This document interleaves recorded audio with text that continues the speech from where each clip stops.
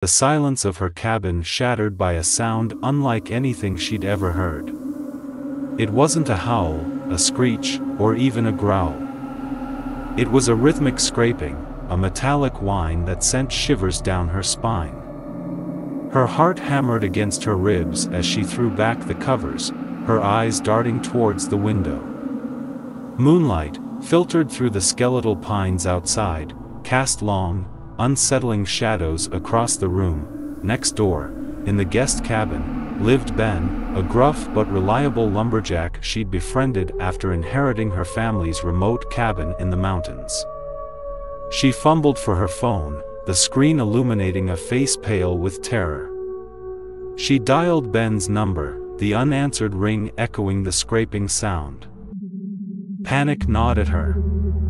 Grabbing a heavy flashlight, she threw on a coat and crept out onto the porch.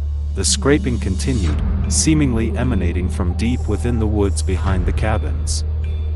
Every instinct screamed at her to retreat, but the silence from Ben's cabin fueled a morbid curiosity.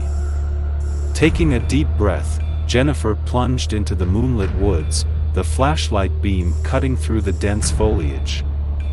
The scraping grew louder, more insistent, punctuated by an occasional, bone-chilling clang. A fallen log, illuminated by the flashlight, made her jump. But the scraping wasn't coming from the ground. It was higher, somewhere in the canopy.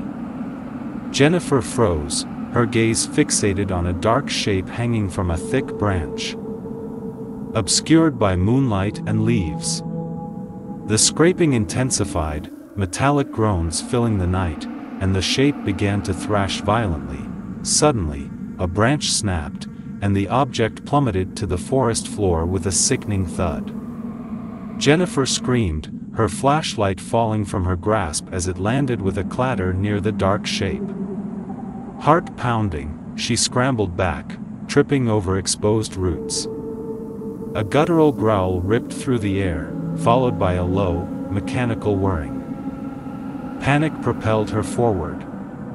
Blindly, she ran, branches whipping at her face, the unearthly sounds chasing her every step.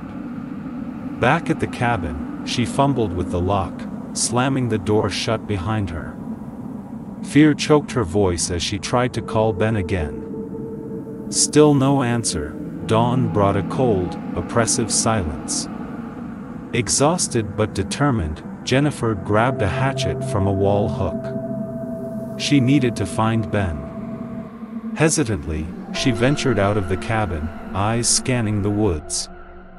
The shape from the night was gone, leaving only a damp patch of earth and a lingering dread. Reaching Ben's cabin, she found the door ajar. A metallic tang hit her senses as she peered inside. The cabin was empty, save for overturned furniture and a trail of dark, viscous liquid leading to the back door. Panic twisted in her gut. She had to get help. Leaving a note for Ben, Jennifer rushed to her truck, praying for signal as she started the engine. Relief flooded her as reception bars appeared. With shaking hands, she dialed the local sheriff's department, her voice trembling as she recounted the night's events. Sheriff Miller, a portly man with a gruff demeanor, arrived mid-morning.